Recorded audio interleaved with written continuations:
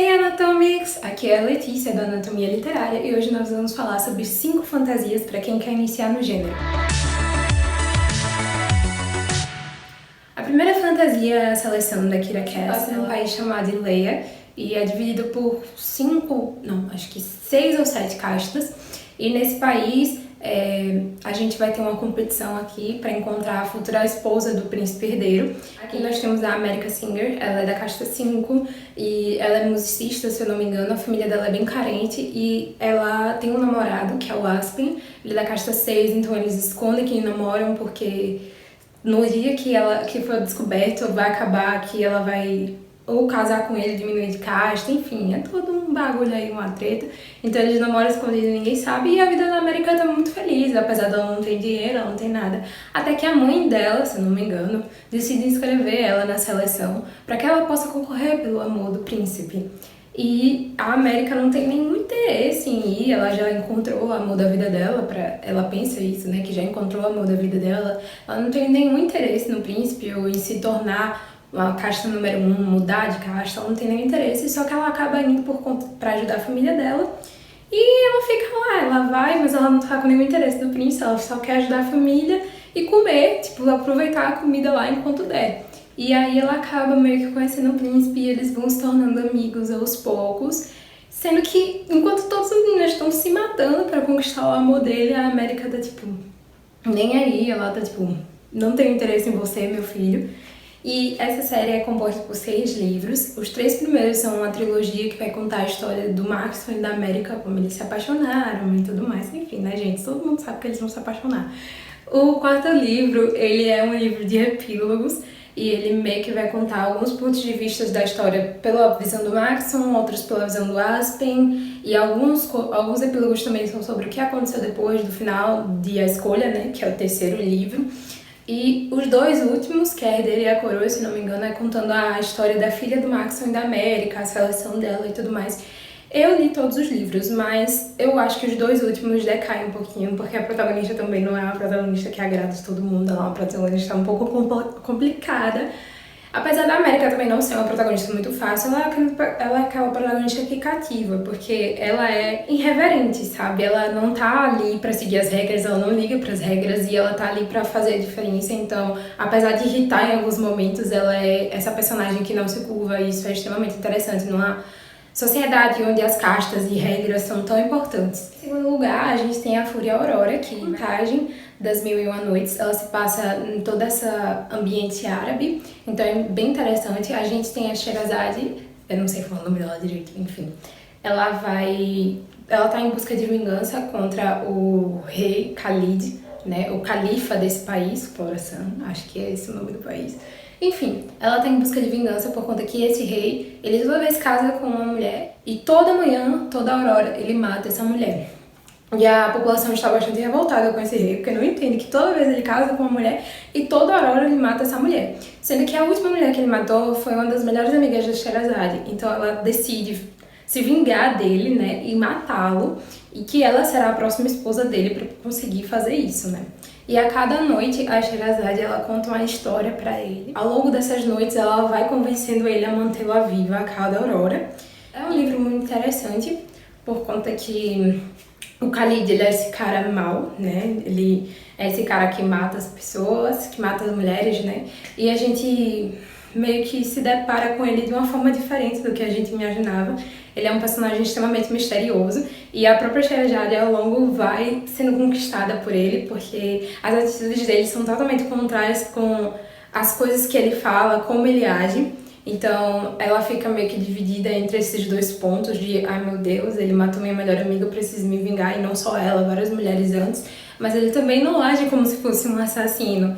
Então ela fica muito dividida até que o coração dela entra em xeque e aí ela decide descobrir o porquê do Khalid fazer todas essas coisas e a gente vai descobrindo isso no decorrer do livro e é muito interessante porque ele é um personagem extremamente misterioso, mas ao mesmo tempo muito cativante. Essas 2 séries que eu falei até agora, elas têm pontos em comuns. Elas focam muito mais no romance do que na fantasia, e eu acho que isso é muito interessante para quem está querendo iniciar no gênero, porque não leva aquele choque tão grande. As próximas séries, elas já vão conter mais fantasia do que romance. E a terceira série é A Rainha Vermelha, ela é composta por 5 livros, se eu não me engano. E aqui a gente tem uma sociedade dividida entre prateados e vermelhos. A Marlborough, que é a nossa protagonista, ela é uma vermelha, então ela é pobre, ela tem que servir os prateados, que são uma espécie de aristocracia dessa sociedade. Eles podem manipular os elementos, alguns, então isso faz com que eles consigam dominar perante os vermelhos, que não têm poder nenhum. E aí a Mary, ela rouba para ajudar a família dela financeiramente. E uma dessas noites em que ela está roubando, ela acaba roubando do príncipe herdeiro, o Tiberius Calori, né, o príncipe Cal. E aí eles acabam se conhecendo, conversando um pouco, e ela conta um pouco sobre a situação dela, as dificuldades que ela passa junto com a família dela. E ele acaba arranjando para ela um emprego no palácio. Se eu não me engano, ele não revela para ela a identidade dele, então ela não faz ideia de quem ele seja, que ele é o príncipe herdeiro.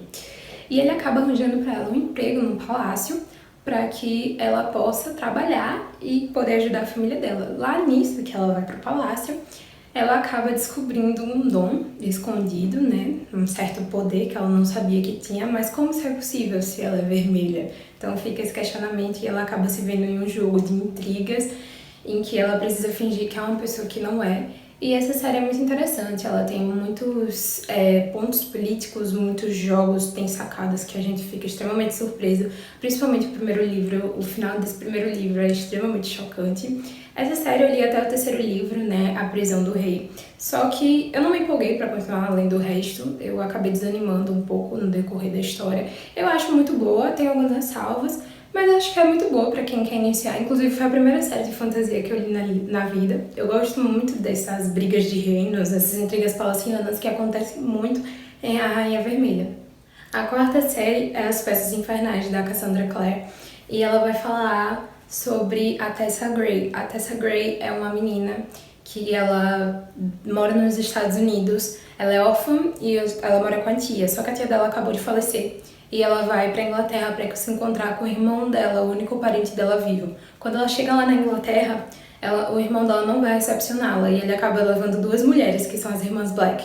As irmãs Black são feiticeiras e elas acabam levando a Tessa para uma casa onde elas ensinam a Tessa a lidar com um certo dom que ela tem, que é um dom extremamente raro e poderoso, que ninguém ao certo sabe que dom é esse que a Tessa tem. Ela consegue, a partir de pegar alguma coisa de uma pessoa, ela consegue se transformar naquela pessoa, né, na aparência daquela pessoa. E aí, nessa que ela está vivendo com as irmãs Black, ela acaba percebendo que tem algumas coisas que estão erradas, né, muitas coisas. E ela acaba ficando com medo e uma quase tentativa de fuga, quando ela estava quase fugindo, 2 Shadowhunters entram pra salvar ela, que são o Will e o Jen, eles são parabatais. Então aí eles levam ela pro Instituto de Londres e essa história toda se passa na Inglaterra vitoriana, o que é mais interessante de acompanhar, né? Porque a gente tem todos esses fatos fantásticos em meio a uma época que é do século XIX, então é extremamente legal acompanhar tudo isso. E as empreitadas desse triozinho. A Tessa, ela é uma jovem de 16 anos e ela é uma adolescente muito delicada, muito amável. Ela é o tipo de personagem que tá aprendendo ainda com a vida, mas ela é muito amável, ela gosta muito de ler, apesar de todo o sofrimento que ela já passou na vida pela perda dos pais, e agora pelo não saber onde está o irmão. Os Shadowhunters do Instituto acabam ajudando ela nessa jornada de encontrar o irmão, que é o que ela mais quer saber onde ele está. O interessante também de falar sobre As Peças Infernais é que ela tem essa pegada high fantasy, um pouco mais punk. Eu acho que ela é um pouco maior o nível dela de fantasioso do que a maioria das outras séries que eu falei aqui. Ela tem essa pegada extremamente, eu acho que um pouco obscura em alguns momentos, mas sem perder o Young Adult, né, que ela é uma série mais adolescente. Na verdade, todas que eu falei aqui são séries mais adolescentes. E a quinta série é Trono de Vidro, da série de Mass, e essa série acho que é a melhor série de fantasia que eu já li na minha vida. Ela é um pouco mais... ela é diferente da maioria das séries. Nisso ela começa como um young adult, só que ela acaba evoluindo para uma série jovem adulto. Então, os primeiros livros são bem jovenzinhos, bem adolescentes, só que a partir do segundo livro a coisa passa a ser um pouco mais jovem adulta. E eu acho extremamente interessante essa série. Ela evolui para uma forma que ninguém espera, ela evolui de uma forma surreal e passa a ser algo muito mais do que a gente poderia imaginar. Aqui no primeiro livro, a gente vai acompanhar a Selena Serdoghian. Ela é a assassina de Adarlan, se não a maior assassina de Erilê, que é o continente em que se passa essa história, e ela está presa como escrava nas minas de sal de Endovier. E o negócio aqui é que ela já está presa há 1 ano, sendo que a maioria das pessoas sobrevivem apenas 3 meses aqui, então fica o questionamento de como ela conseguiu sobreviver todo esse tempo. E o rei está organizando aqui uma competição para encontrar o assassino do rei, aquela pessoa que vai matar e vai fazer tudo por ele debaixo dos panos, né, de forma ilegal. E aí, cada membro dessa corte, né, cada lorde, vai ter que escolher uma pessoa para ser seu candidato. E o príncipe herdeiro, o Dorian Ravilliard, ele escolhe a Selena para ser a candidata dele. Então ele vai lá em Endovier e faz essa proposta para ela ser a competidora dele.